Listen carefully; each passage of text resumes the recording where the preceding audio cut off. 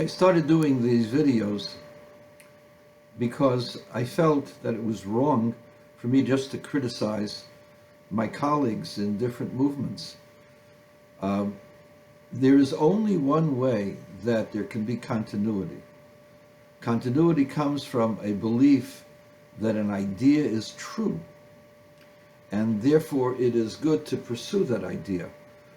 But if you're presenting Judaism, you're presenting the traditions of the Jewish people, and it has no connection to God at all, then it's dead. A religion, we're not humanism. The humanistic movement is dead. It can satisfy a few people, but it's not going to hold anybody.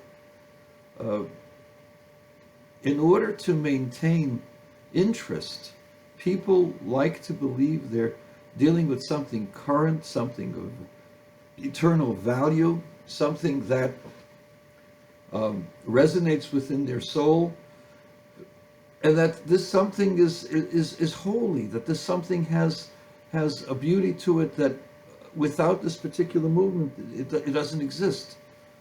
Now, if you take God out of the equation, and Judaism is just a bunch of empty rules, empty ceremonies. So what difference does it make if you're going to worship the sun, become a Buddhist, or a Christian, or a Muslim, or a Reformer Jew, or a conservative Jew? If you don't believe in God, don't make a difference.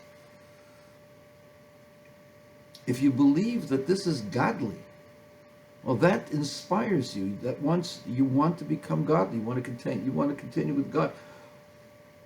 Kids who don't believe in God, then they don't believe in any kind of religion. They don't believe in any kind of morality. Ethics is not a morality. Ethics is situational. You can make up your own ethics. When you don't like somebody, you can kill him. If somebody just said that Netanyahu is an enemy of the state, then we should kill him. He's a Rodef. Oh, he didn't mean it. They meant it. They did, because they disagreed with Bibi Netanyahu allying himself with the traditional and the Orthodox Jews, which runs counter to the feelings of the secular parts of Israel, as they feel that Netanyahu has sold them out and he deserves to be killed, because there is no universal ethic. Ben Gurion or the Mapai party wasn't above assassinating people who were a threat to them. Fact of life. I know, you're saying that I'm just saying it for political purposes. Dr. Dahan was murdered, he was assassinated, and the call for the assassination came from somebody that was high up in the labor movement. It had to have been one of the major players, either Ben Gurion or Sharet or somebody very close to them. Nobody else would have listened to an assassination. But ethics doesn't cut it. It doesn't last because it's subjective. It depends on your feelings. So, in order for the reform or the conservative movement to continue, it has to have a connection to God. And God can be proven. You look at the world. The world tells us that there's a God. It is impossible for the world to have evolved on its own. It's impossible for sight or sound or even touch. The complexity of these things is so phenomenal. It is impossible for this to have happened on its own. It just doesn't happen.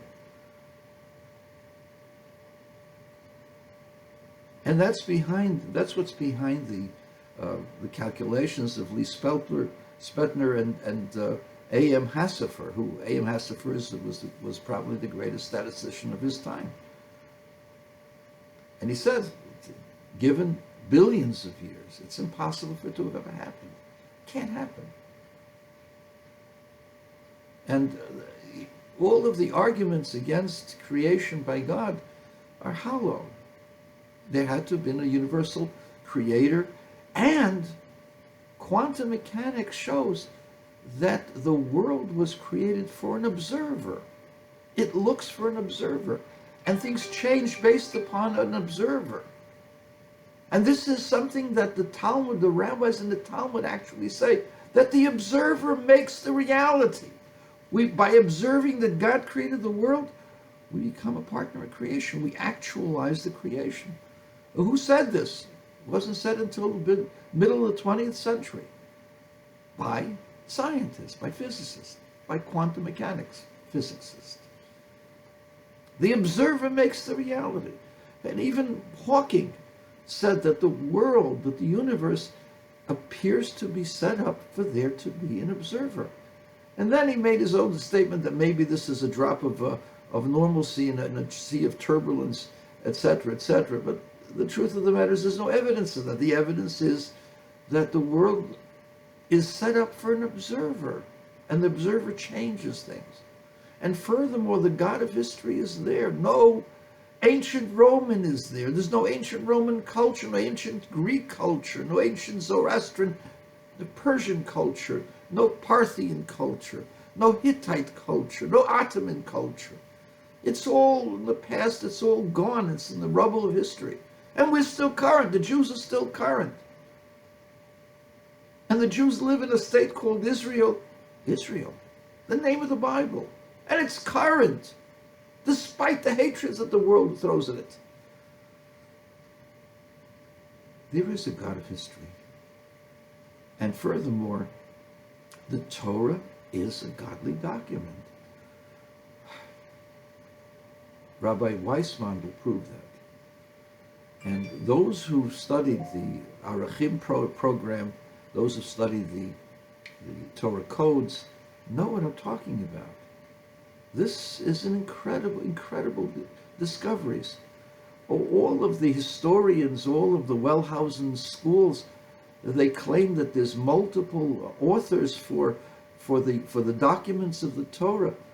Well, they did a computer analysis.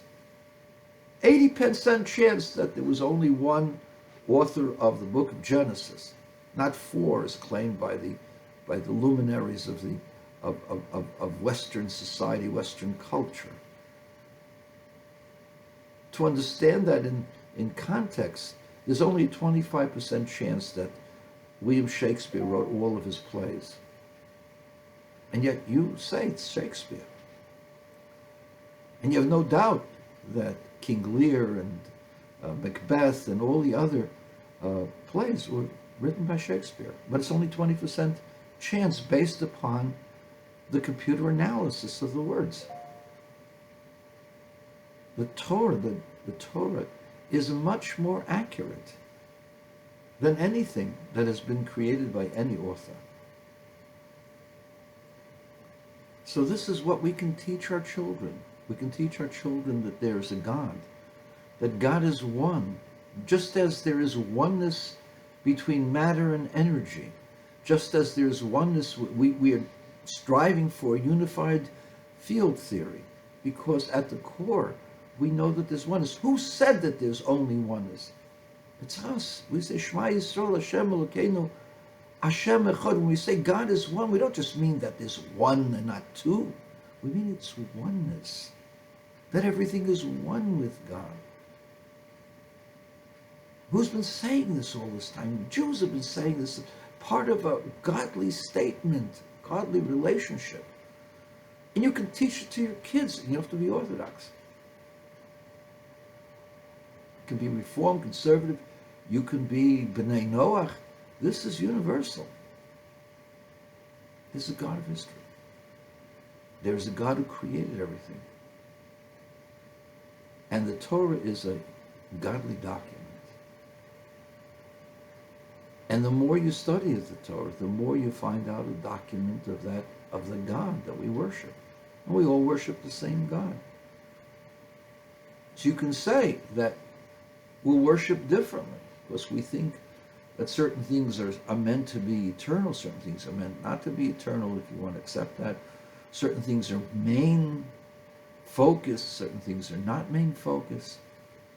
You focus more on ethics than you focus on kashrut. But the Torah is a divine document. You can all agree on that. Reform, conservative, I don't know, all the kind, humanitarian, whatever you call it, that it does because you're taking God out of the equation. And God has to be there. There's no such thing as something that comes by itself. But the Torah is made by God. No, it's not made by man. There's just too many wondrous things in that Torah that make it impossible for it to have been made by man. And we can all agree on that. And we'll talk about this in the future. But this is the basis of how I would teach Reform and conservative students, to get them to believe that there's a God and that we have a godly purpose. And we can all agree on the godly purpose. How? What? We can disagree on.